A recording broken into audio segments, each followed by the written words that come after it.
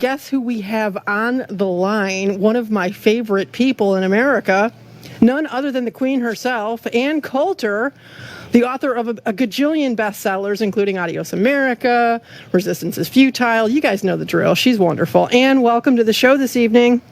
Thank you. I wish we were all in the same studio together. You have my favorite people on. I know. These guys are like, we have to get Ann on. This is like a party. Okay, Ann, let's talk about an issue that you were way ahead of the curve, and you never spiked this story. I'm talking, of course, about Epstein. There's a big story today, of course, with ABC News, where we got hot mic comments by an ABC News reporter or host, actually, Amy Robach, who said on this hot mic moment that was the video of it was, of course, obtained by James O'Keefe's Project Veritas, where she admitted that ABC News knew all about Epstein 3 years ago. I want to play this clip for our listeners first, of course. Let's play the full clip of what we got of this Amy audio. Captain Mike, what is it? Clip 6? I've had the story for 3 years. I've had this interview with Virginia Roberts. We would not put it on the air. First of all, I was told, who's Jeffrey Epstein? No one knows who that is. This is a stupid story. Then the palace found out that we had her whole allegations about Prince Andrew and threatened us a million different ways. We were so afraid we wouldn't be able to interview Kate and Will that also quashed the story. And then Alan Dershowitz was also implicated in it because of the planes. She told me everything. She had pictures. She had everything. She was in hiding for 12 years. We convinced her to come out. We convinced her to talk to us. It was unbelievable what we had. Clinton. We had everything. I tried for 3 years to get it on, to no avail, and now it's all coming out, and it's like these new revelations, and I freaking had all of it. I'm so pissed right now. Like, every day I get more and more pissed because I'm just like, oh my God, what we had was unreal. Other women backing it up. Hey, yep. Brad Edwards, the attorney, 3 years ago, saying, there will come a day when we will realize Jeffrey Epstein was the most prolific pedophile this country has ever known. And I had it all 3 years ago. Oh, and she says more, too. Let's listen to the clip where she talks about whether she thinks Epstein actually killed himself or not. Can we add that clip also, Captain Mike? Let's listen to that one. Oh, is this the one with clip 5, please? She told me everything. She had pictures. She had everything. She was in hiding for 12 years. We convinced her to come out. We convinced her to talk to us. It was unbelievable what we had. Clinton. We had everything. I tried for 3 years to get it on. No, we had it. It was actually another clip, but she actually even says she was asked about, hey, do you believe that he committed, suicide? She's like, no, he didn't. He totally didn't commit suicide. We knew it.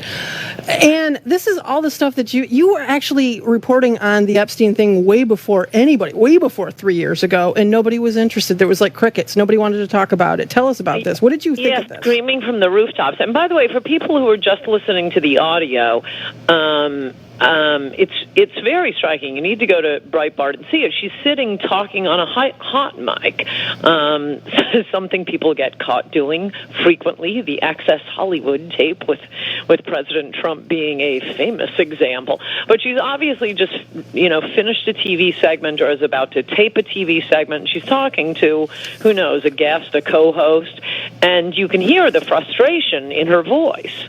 And I'm not surprised. All of the work she had done. I mean, the same thing with NBC and Lisa Myers investigating Juanita Broderick's charges against Bill Clinton that he had raped her.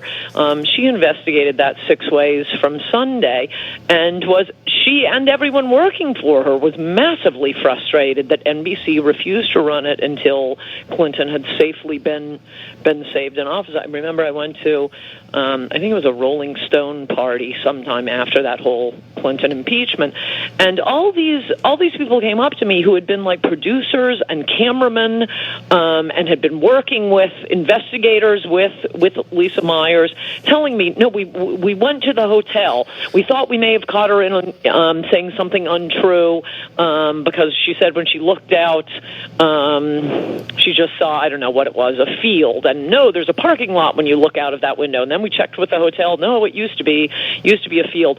So this isn't unusual. The misdeeds of people popular with the left being buried by the media. I mean, to be getting the reaction, who's Jeffrey Epstein? Man, there had been Vanity Fair profiles. He had made sure he was known. And Vanity Fair, I mean, you saw from Vicki Ward, who did a long story on Jeffrey Epstein. She had girls who had been molested by Epstein crying on her lap. She put it in the story, sitting with their mother. She put it in her story, and Graydon Carter cut it. It is exactly how I described it. And the one time I was able to talk about it on TV on Hannity back in 2006. No, I think it was after that. I got O'Reilly to cover it in 2006. He ended the segment saying, and we're going to stay on top of this. Every time I'd go to Fox, I'd run into him. I'd say, hey, remember that story you were going to stay on top of? I don't think he was trying to bury something, but he did forget about it. And this is, you were totally on board with, on top of this. And it really was about, let's look at what was happening 3 years ago when this alleged story was spiked by ABC. This was the middle of the election. It was involving Bill Clinton, as Amy Rohrbach said in her hot mic comments. What else were they trying to bury around that time, too? Oh, that's right, Weinstein. He's been buried, too. These were both people that were tied to the Clintons, that were tied to the left, big Democrat donors. It seems to be a pattern. I mean, we know now from the Ronan Farrow book and all this reporting that NBC totally spiked that and went out of their way to protect Weinstein. And now we see the same thing here. Yes, this would not look good for Hillary. And incidentally, I tend not to believe that, I mean, who knows, but I tend not to believe that Clinton was actually having sex with the girls. That's not something that's been alleged by Virginia Giuffre, I think you pronounce her name, for example. But he had to know what was going on. I think he was attracted to the money and the power and the fancy people around, just sort of an extension of the Clinton Foundation. I do think that the girls are correct in saying no one could be around all of this and not know what was going on. So I think he knew about it, and it's very interesting what the ABC reporter, what's her name, Rohrbach, what she says about the royal family, and how they wouldn't be able to get interviews with Will and Kate. Yeah, the royal family really wants to step on this. Also that she had the stories and backed up by girls with Alan Dershowitz. I mean, we'll see if this ever comes out, but it really is a scandalous story. The elites, the media, circling the wagons to protect, as Amy says, the lawyer said, and I think it's accurate, the biggest pedophile this country's ever seen. And I have a question for you. It's Ryan Grodowski. Hello, Ryan. How are you? Jeffrey Epstein, a lot of the people that he surrounded himself with were very wealthy. Bill Clinton's not a poor man, neither is Prince Andrew, but a lot of them aren't billionaires that could fund that lifestyle. There's still a question of how did he make so much money? How did he have so much money? Did he have a state sponsor? Were there other billionaires there? Because he surrounded himself with a lot of millionaires, but not so many people who could really fund the lifestyle that he lived. Absolutely right. I've been noodling this for a while, and I think a state sponsor is the only explanation, probably a powerful enough state sponsor that maybe we'll never get the answer. It's obviously not something the media wants to cover. But, I mean, for example, one of the things I wondered about, I mean, this is a small point, is it just a couple of points. Is it just billionaires or millionaires? And my original thought was that Epstein was like the concierge of the pederasty club. I don't believe blackmail, because one of the billionaires or one of the centimillionaires will have enough money to put out a contract on Jeffrey Epstein. So I don't believe the blackmail one doesn't make sense. I thought maybe he was just running. I'll organize I'll get the girls. You pay me a certain amount. You come and go, and I'm the concierge. I don't actually own the 21 Club, but I'll be the guy directing the traffic and making sure everything's right. I don't think that works because he continued. I mean, this is a minor point, but I think it's kind of a big point. One place where everybody knew about the Epstein story was Palm Beach. It was in the Palm Beach Post. It's a small island. Everyone on Palm Beach knew about Jeffrey Epstein. And he didn't leave. I mean, you'd think at least after the federal prosecution, why does he still have that house there? There are plenty of nice places around the world. Why don't you put your pederasty mansion someplace else? Well, that sort of looks like it's a state sponsor. The house didn't belong to him. Somebody else had bought that property. And the influence operation, I mean, all those scientists, people who had no money at all, what's the point of that other than getting them, and the fact that the girls were asked to report back to Jeffrey Epstein and tell them what the guy liked, what they did with the guys, and Epstein apparently having cameras taking photos of all this. It's not that he'd go to them and say, okay, give me $100 million or give me $50 million. Most of the ones involved didn't have that kind of money to begin with, and like I say, the ones who did could have arranged a contract killing. But he could go to them and ask for a favor, and they're thinking to themselves, well, he does have this blackmail material on me. This isn't so bad. I can come out for this position to help the state sponsor here. Right, and how many of these millionaires and billionaires have the sexual urges to sleep with 12 and 13-year-olds? I mean, yes.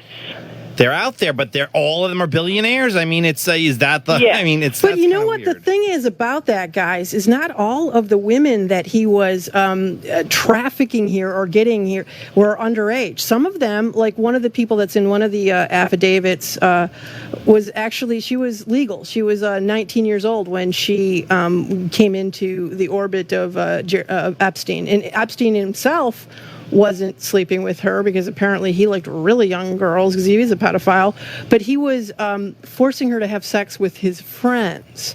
So some of the women were legal, were not underage, but he was using them in this whole. Yeah, I mean, he was. But if you're a billionaire, you could probably get a Victoria's Secret angel to sleep with you. You probably don't need Jeffrey Epstein. Yeah, but that's exactly what Ann is saying. He was the concierge, though. Right, he was the guy that was running the parties. It seems they don't want to get caught. The other thing, I mean, I don't think. I don't think. I mean, I guess I'm agreeing with both of you. I think there are, I think a majority of men would feel humiliated to be a 70-year-old guy. I don't care if she's technically of age. Come on, you've got to be so humiliated having sex with a 19-year-old, and this is being arranged for you. You know she's not into you. Yes, there's certain people like that. Harvey Weinstein, obviously Jeffrey Epstein. I don't think Clinton is like that. He never showed any particular predilection, actually, for any type of girl. It was just anyone in a skirt. Exactly. His taste was very much anything that was, anything within reach, apparently.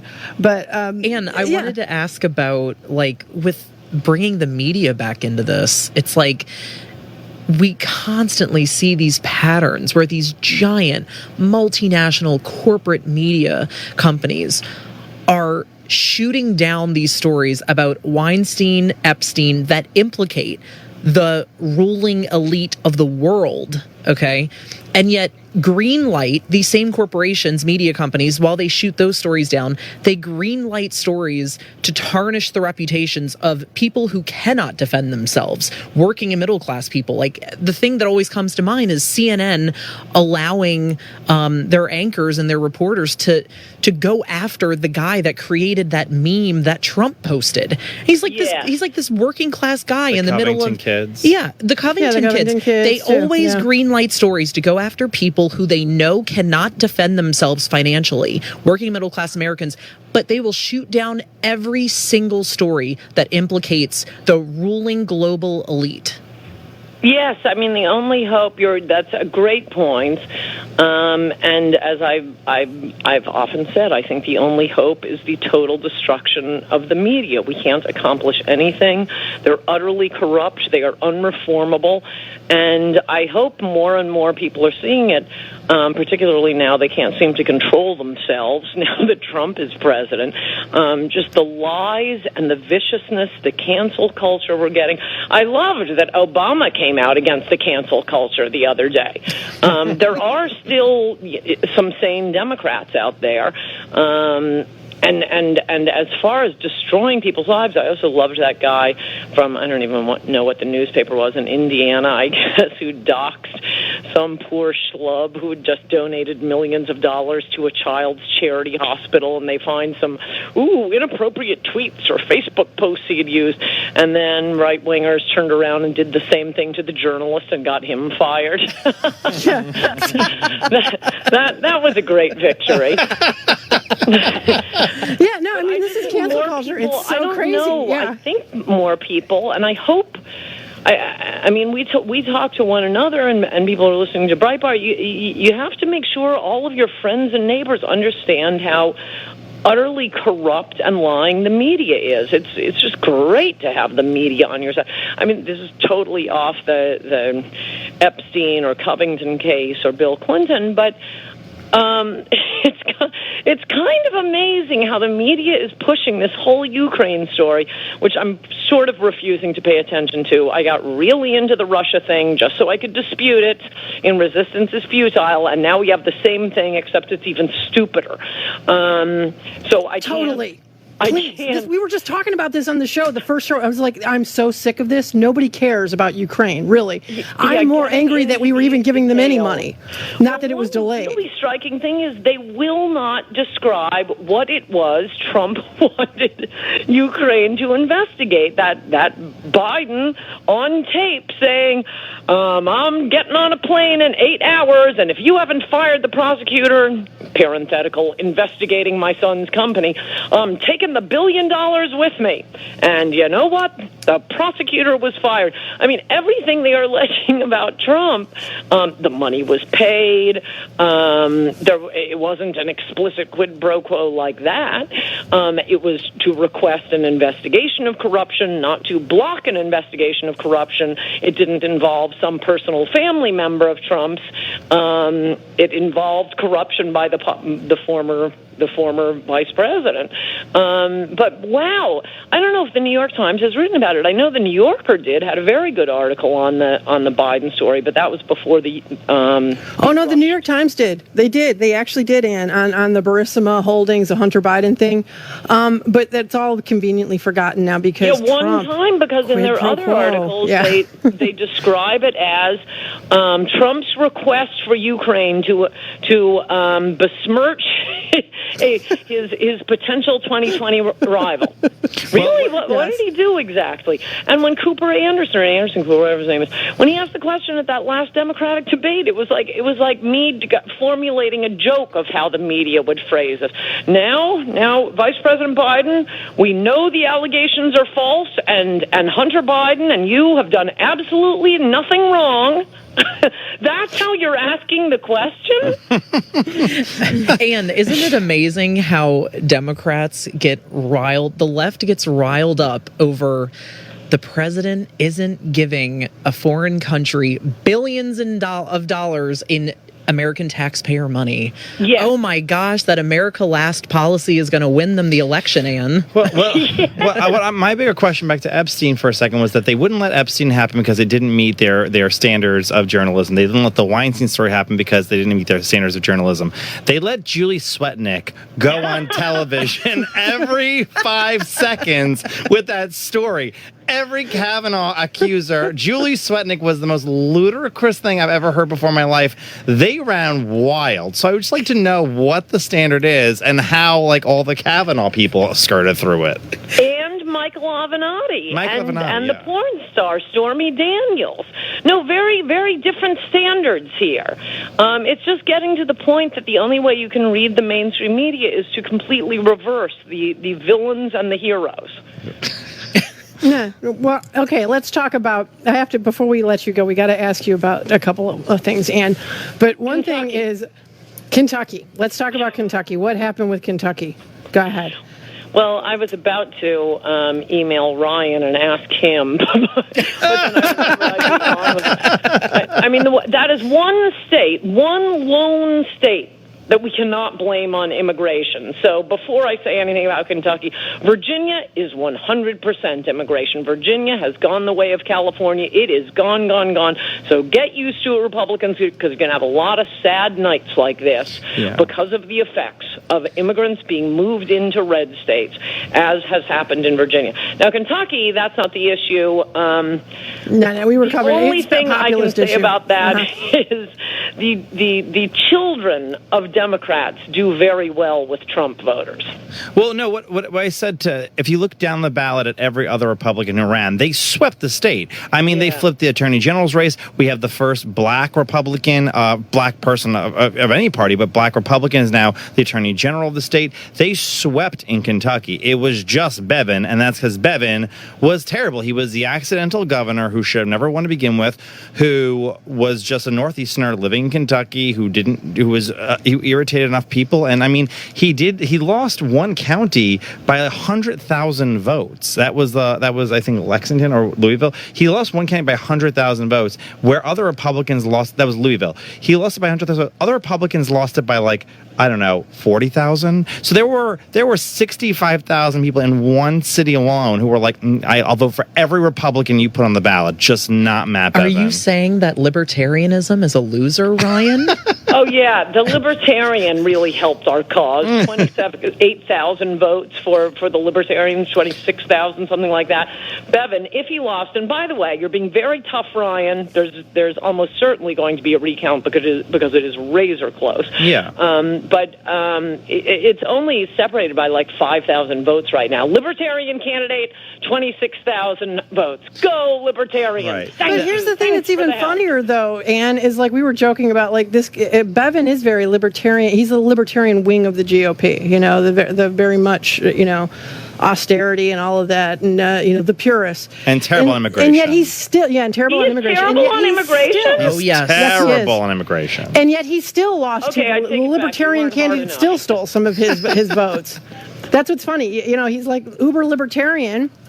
I had no idea. I thought he was good, and I was feeling terrible about opposing him so much and sounding just like you, by the way, Ryan, when Bevin was running against McConnell, because you may recall we did not have a majority in the Senate then, and my very open, public, and aggressive position was don't challenge Republicans incumbents until we have a majority. Then we'll go for the purity test.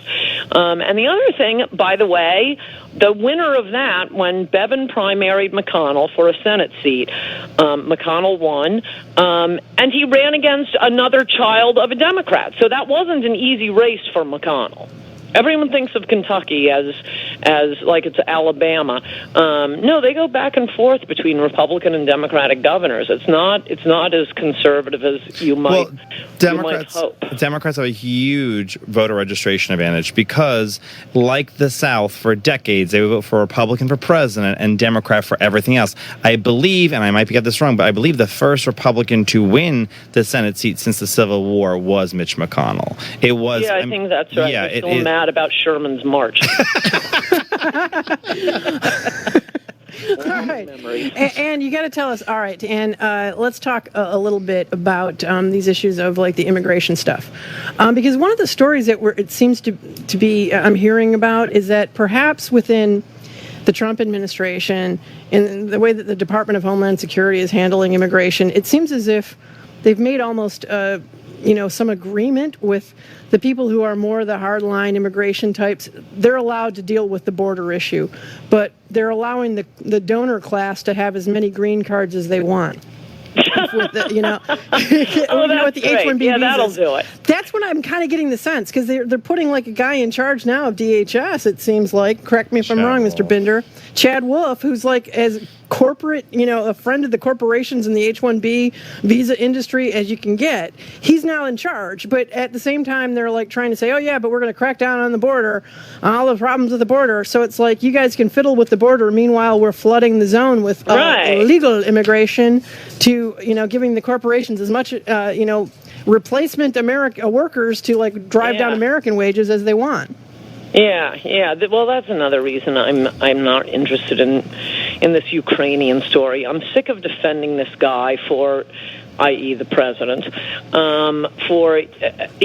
when they're going after him for Ukraine. No, I want to be defending him for building the wall. I want to be defending him for blowing off Oregon judges and district court judges who seem to imagine they're the president of the United States and supreme ruler of our nation. This is unconstitutional what these judges have done. We have to wait 3 years for it to go to the Supreme Court.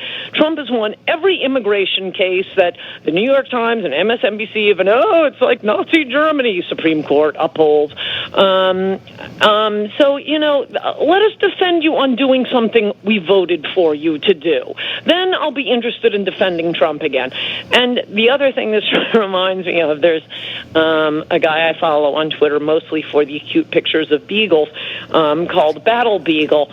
He's a wild man, but he had a very clever tweet last night.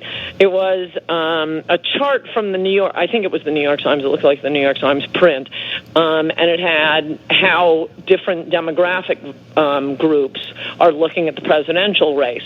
So college-educated whites were overall about 4 or 5% for Trump over, Warren or Biden. Non-college educated whites were like 70% for Trump over either Warren or Biden. Black groups were like 90% for Biden or Warren versus Trump. Hispanic groups, I think it was about 78% for the Democrats over Trump. I don't think he had Asians, but anyway, his statement on this was, as long as they're legal immigrants. Well, Anne, look at... Exactly right. You wreck the country, whether they're illegal and have anchor babies and eventually get amnestied, or you bring them straight in. You're wrecking the country, not only driving down wages, both hurting the Americans and the immigrants who already live here, and they're really hard workers. I will grant that. We have a lot of hard-working immigrants. I would like their wages to go up, too. I would like Americans' wages to go up. And also, you're just going to start losing every election like we saw in Virginia tonight. We've already lost California, the state that gave us Nixon and Reagan. It's just, and the fact that most conservative groups, say, TV networks, will not discuss this issue. It is the frog being put into the water, and we're slowly turning the temperature up, and by the time anyone notices, oh my gosh, you flooded the country with people who vote overwhelmingly for the Democrats, it'll be too late. Well, Anne, and look no further than Silicon Valley, California. 71% of the tech workers working in Silicon Valley are foreign-born. Who is that at the expense of? I can't tell you the number of middle-aged women who have told me they've been pushed out of their tech jobs by male Indian nationals who were imported here on the H-1B visa and who inevitably never leave and get green cards. This is at the expense of minorities, at women working in tech. I mean, and Silicon Valley so we have an entire industry now. The tech industry in Silicon Valley is being run and operated by foreign-born nationals. I got to tell you a quick story. I was with Carolyn Miller, Congressman Carolyn Miller from West Virginia's staffer, I forget his name, and we were talking about Texas turning blue, and he's like, well, it's all the Californians and how they vote in Texas. I said, well, when you want to get past the Californians, look at how the El Salvadorians are voting. And he said, well, I really have hope that Hispanics will be Republicans because of what they believe in. So I said, wait. I said, okay, I just want to show you one poll. I pulled up a Pew Research poll. Do you believe in freedom of speech, gun rights, and government government welfare, whatever? And it was like no for Hispanics on free speech, no for Hispanics on gun ownership, no for Hispanics on yes for Hispanics on welfare. And I was like, now which issue are we going to win them on? He turned pale white. He's like, I've never seen that data before. I'm like, have you heard of something called Google? Just you type it in. It's not hidden. It's everywhere. Like I could pull one to the other. And it is like these ostriches in Washington, D.C. who put their heads in the sand and say, no, I just won't hear it because my donors just need it. And that's why Amazon needs tax cuts and a 15% discount. Because Jeff Bezos does not have enough money. I mean, and that's why when Elizabeth Warren sat there and said, oh, my tax plan will charge Jeff Bezos $7 billion for the nation care, people were like, yeah, because he's still rich. I mean, I just don't know why Republicans aren't saying, yeah, let's go after someone. Jeff Bezos worth $120 billion. That's every country. Corporations are people, my friend, as Pierre Delecto told us. The great Pierre Delecto. Only satisfaction I will take when the country is gone and we're Venezuela. We don't have enough money for them to come after. I want a wealth tax on the rich. I want it all gone. I don't need much to. No, but Jeff Bezos will be like, intergalactic Lord Bezos right. by then. He'll be like shooting himself into space, like in his space center, and the rest of us will be like here living in the wasteland that he left behind. There's one thing I want to say about all of the Indian immigrants working in Silicon Valley. I remember, I think it was about the time I put out Adios America. It was right when, and I'm sorry, I don't know his name. If one of you is in front of a computer, you can tell the listeners. But the new CEO of Apple was an Indian, and they kept bragging to me, there's something, like 3 out of 5 CEOs at the biggest companies, they're all run by immigrants. Well, okay, I said at the time the companies were already built. I don't really know what these guys need to do. But I happen to have noticed, only because libertarian types would say that to me, has Apple done anything since then? Well, nothing. It's also nothing. The service gets worse. We used to get, iTunes and the iPhone and the Time Machine, and we have these zippy little teeny tiny light as air computers. Have we gotten anything from them in the last 3 or 4 years? Nothing. Well, also those immigrants, they usually come from Western Europe, Australia, Israel, sometimes South Korea. It's like 75% of all these wonderful CEOs and founders of companies come from like 11 countries, and none of them are south of the border. Not one. The only person from Africa was what's his face from Tesla. It was South Africa. Elon Musk. He's the only African. I mean, it's no offense, but to sit there and they throw that word, immigrant, as if it's everyone. Your maid could be the next founder of the next Tesla inventor. No, she's not. And if you want to just go by just the data, it's literally 10 to 15 countries that bring in all of these people. It's all the same. Look, time out here. Let me just end it by this with look, if we want to take people who are geniuses and bring them in, okay, but that is not what's being done with these H-1B visa things. It doesn't matter where they're coming from. I don't care if they're using H-1B visas to bring people in from Ireland, as they were trying to do at one point. And our very own Neil Monroe, who was born in Ireland, exposed this thing. It doesn't matter. This isn't about where they come from. It's about taking away jobs from Americans. American citizens have the right to expect that their government's going to be on their side and not like helping a company undercut their wages by replacing them with the workforce. They consider Asians, South, and just anyone who's not an American. This is how we're making up for the legacy of slavery. No, African American, special, different. Yes, we get this diversity thing. Go to the New York Times editorial page. I'm sure it's the same as it always. But they're so proud of all their diversity. And you look at it, and I don't know, other than Charles Blow, he'll be the last person fired at the New York Times. The last paycheck that will go out when the New York Times goes under will be Charles Blow. Other than that, no, it's all just, as long as they're not Americans, fantastic. We're diverse. And it's we're all Americans. That's what the whole point of this is. The thing that's so annoying, obnoxious to me is, I am the granddaughter of immigrants. Who came in 1913, and when my grandfather came here, they were given absolutely nothing, and they were basically told, "Hey, leave everything that you from the old country stays in the old country. All your old grievances, it's gone. You get nothing. True. If you abide by the rules here and work hard, you can make something of yourself, but don't expect any handouts.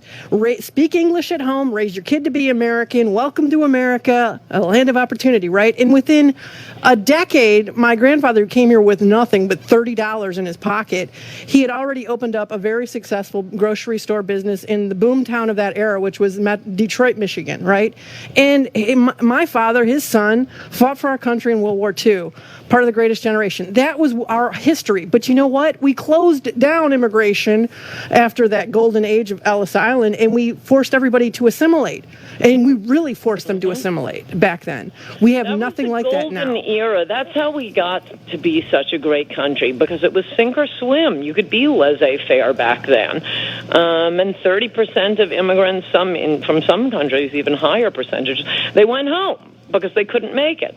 Well, we got the 1965 Immigration Act at the same time as we got the Great Society programs. Now, why would anybody go back? This Oregon judge thinks, fantastic. And every judge, courts going back to Texas, Plyler v. Doe, and whenever that was, 1968, and then California in 1994.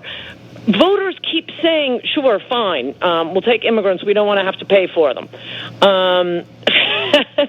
And the courts keep saying, nope, you have to give them the same welfare.